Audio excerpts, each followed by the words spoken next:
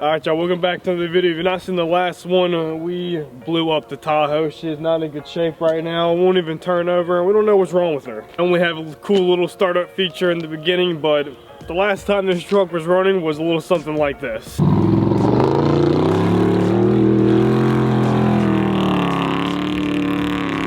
That's why it blew up. So today y'all, we're actually gonna try to stretch this video into 2 days, but I mean one video for y'all.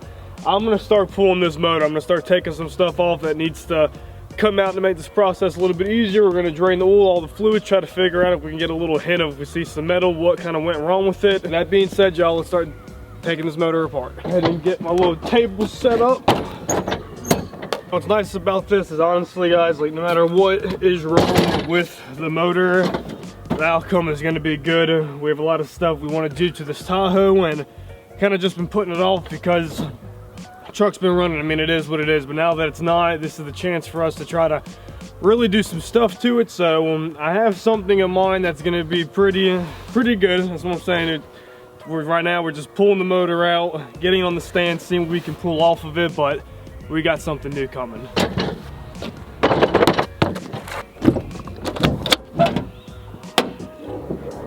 So first thing I want to do, I want to drain the oil first. I want to see what we got going on down there. We could get a little hint of what went bad if we see some shavings and whatnot, but it's our first step to try to get this motor out. If we do that, we'll probably start doing the rest of the fluids and whatnot, but let's see what we got in the oil. So as far as y'all can see, it's kind of a two-person job to get this angled, but we're gonna make it work. I wanted to try to like catch the first quart in a cup or something, or in a different jug, but honestly, once we kind of siphon all this out, whatever's bad is gonna go to the bottom if it's there, so we're just gonna make this work. Here we go. All right, I'm not seeing nothing. Oh, never mind. Oh my god, there's a ton of shavings in there. No! Changed the oil so much in this truck, or add oil to it, because the rear main seal is so bad, so it's really never black. It's always kind of gold. It's a little darker right here, but yeah, it's not the strongest pour. It's like a 5-year-old threw a bunch of silver glitter in here. I mean, this whole pan is just shining. Oil is drained. Now we're gonna go ahead and jump to, anytime you're about to pull a motor, guys, start pulling the motor. We're just gonna go ahead and disconnect the battery. Throw it on the trickle charger. I know it's been dying these last couple of days. The unlock's starting to get a little slow, so we'll take the battery out, put it on the charger, and I guess just start with the front end, around the fan, all the plastic intake, coolant, and we'll just go from there.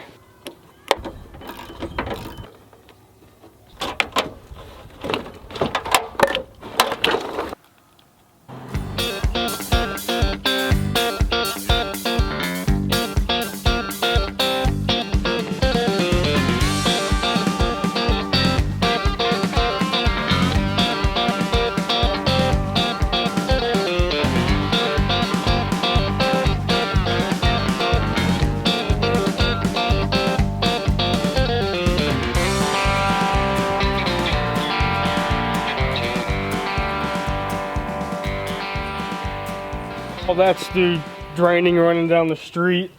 I'm just gonna say this now too, that it's honestly it sucks to let this happen, guys, and like, do I want to be pulling this motor? I mean, I enjoy it, so yeah, but it is a lot of work. But a lot of stuff on this Tahoe over the last couple of years I've replaced. There's a lot of stuff on the outside that's new. It's just kind of internally that we never really got to. So the stuff I'm pulling off, I mean, I've done it before, and for an example, just the clamps for the hoses for the coolant, like most of those hoses are brand new, most of the clamps are brand new, so it's been off. The furthest I've gone with this motor was actually pulling off the intake and replacing the knock sensors. So we've gone as far as that, but yeah guys, today it's just a little bit here, a little bit there, just pulling some stuff off, and we're probably really going to put a hurting on it tomorrow. But let's start taking off some of these clamps so we can see the motor a little better. Just draining from there, but really not that much. I'm gonna see if I can try to put the plug back in the radiator. Keeping y'all there because that's kind of the only angle you can see, because from the front of my truck you can't see over. But we're working on one more clamp for the water pump right now, one more hose. Come on. I'll see what we got going on now. Our next step, what I would like to do is actually pull the alternator, the fan, and remove this belt, and then we can jump to the AC parts of it. I don't have one of those clamps, but I'm pretty sure Austin does, so I reckon we didn't get as far as I wanted to, but we're gonna stop right here today and pick it back up tomorrow. Before we stop right here, this oil's been sitting long enough. I'm gonna try to not spill it, but what's bad, I know I'm spilling it, I can't see. Oh, I was doing good.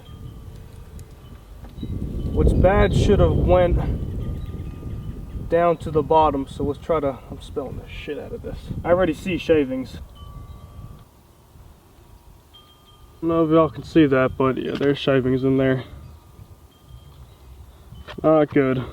The next day, did a little bit this morning while I had some time that I had to run some errands, so I did not whip up the camera, but I'm gonna show you guys what I got going on and what I just had to go freaking buy because we were at a stuck situation right now. So cats are unbolted from the manifolds, both sides, they're good. I unplugged some more of the harness today. Pretty much both sides of the motor, as far as I can reach, are unplugged. We're still gonna run into a situation where I'm pretty sure we have a ground behind the block, and we have, I think it's a crank sensor, it's some type of sensor behind the block that you can't even see. You gotta feel for it. So in order to do that, I'm gonna have to sit inside the truck and try to feel behind there and reach the motor. But what's in my way right now is this fan, alternator, just like I got to get right here. So in order to get this freaking fan off, you got to have a C-clamp or some type of clamp. Don't let me get to the wrong name. Got to buy some supplies because I did not have the right stuff. I've taken this off once before to do the water pump and purposely did not put it back on tight because how much of a pain in the ass it was, but over time it's back tight. So call this my little C-clamp. Give you guys a little close up. Pretty much this is gonna hold the belt down so it does not spin. My motor's locked up, but the force to have to get this off, it's still wanting to spin the belt. So if we do that, we can get to the tension pulley, pull the belt off, get to the alternator, and therefore it's on. So let's get to it. Honestly, I wish I had like a rag or something because it does wear down the belt. And there might be a better way to do this, but this is always how I've done it. And it worked last time. It was just a pain in the freaking ass. Come on. Oh, son of a dude, what is your issue? Oh, thank God. That did her. Didn't damage my belt too bad. Close that down. Belt should slip off. Just release this back kind of slow. The belts normally get pretty worn down fast, but I've had this one for about a year, just a little wear and tear, but still kicking it. We'll reuse it. I'm working on the alternator, and honestly, this could stay. It doesn't really need to come out, but it's more of just like worrying about height right here. I'm hoping I don't have to pull this radiator and take out this cross member right here. So whatever we can get off this motor without it being too confusing, because the plan is I want to have this motor on the stand, and then once we actually start taking some stuff off of it to find out what's wrong with this motor, we can label it a lot better and know exactly where everything went. You don't want to get confused because I promise you it can happen.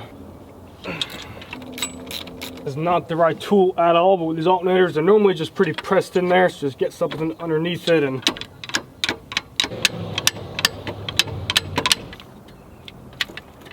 come here.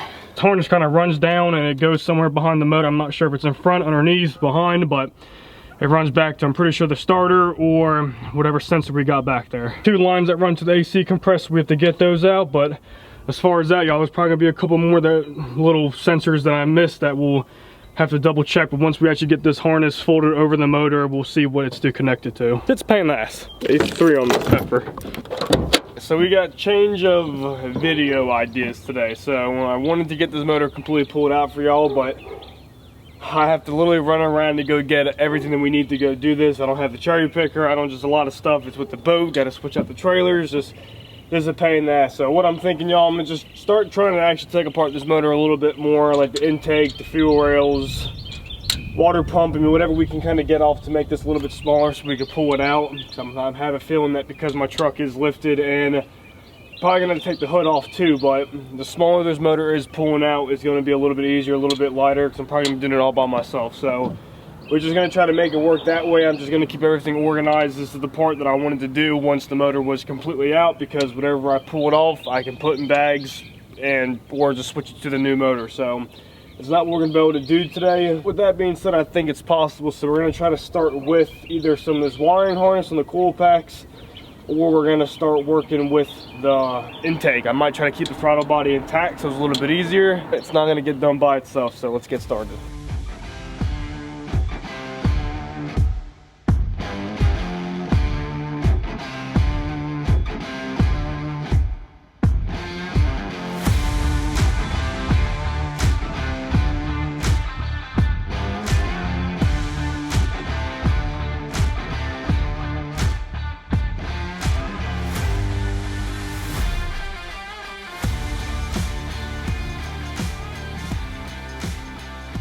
Alright, they should be all loose. Let's see what we got. Up on her and slowly try to lift her up. At all, but hey, I found my ground and I found that crank sensor. So honestly, guys, this was the best thing to do in the meantime to try to not speed things up, just make it a little bit easier. Fuel rails, intake, that is out. That's what I'm looking at. Yeah, she's not looking the best at all, but she's coming together. Honestly, guys, I don't even know how long this video is gonna be, but like, I wanted to do it all in one thing. But honestly, all we have, I mean, we're looking at what is gonna be pulled. All I have to do is unhook that ground from the back. I can see him perfect now. I wouldn't have been able to get him if I didn't pull that intake. I think that's a crank sensor back there. AC compressor lines, transmission, and honestly, guys, that's about it. We might have to remove the water pump and some of the pulleys up front, but I don't think it's gonna be that bad. So the next video, we will be pulling this motor out, we'll wrap up a couple more things, and then we'll be going straight to Austin's house and put it on the stand, and then we'll start actually taking apart this motor, seeing what went wrong. Signs on what I'm looking at so far, I mean, the motor's just dirty. There's a lot of oil everywhere. I don't know what went. I've been leaking oil for the last 2 years.